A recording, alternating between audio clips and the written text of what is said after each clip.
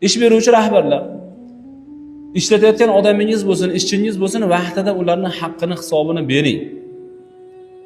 Ko'p eshityapmiz oxirgi paytda, ko'pchilik ish yurg'izayotgan odamlar xodimlarining qo'lidagi pulni haqqini bermayapti.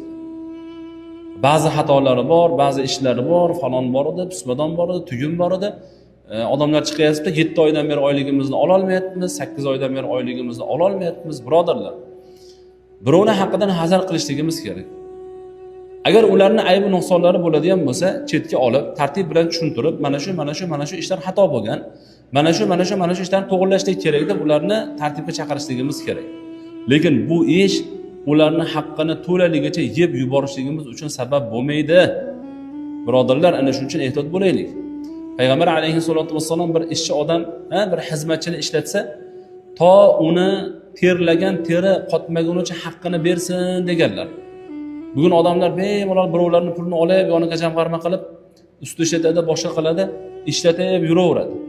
Xohlasa beradi, xohlamasa yo'q. Hali safarda, hali chetda, hali u yerda, hali bu yerda yurganini ko'rasiz. Hayron qolasiz, ey birodarlar. Bu birovga nisbatan zulm emasmi? Mana ijaraga mashina beradigan odamlar bor-a? Va'dalashadigan kun bor. Bir oyda bir marta shu kuni 5-chisilovda masalan mana haqqimni berasiz, bo'ldi, tamom. Nasiya savdo bilan oldi-berdi qilgan. O'sha odamni mu'minligiga ishonib turib, lafziga ishonib turib oldi-berdi qilgan, to'g'rimi? 5-chislov keladi, yo'q. 7-chislov keladi, yo'q. 10-chislov keladi, yo'q. 15-chi ham yo'q. Bir oydan keyin ham yo'q. Ha desa beraman-da endi deydi. Va'da qarz emasmidi? To'g'rimi?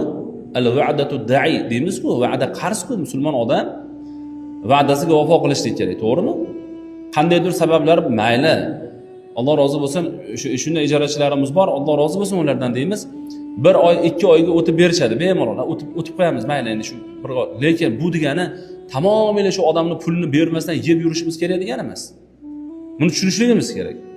Birov bilan oldi-berdi qilyapmizmi?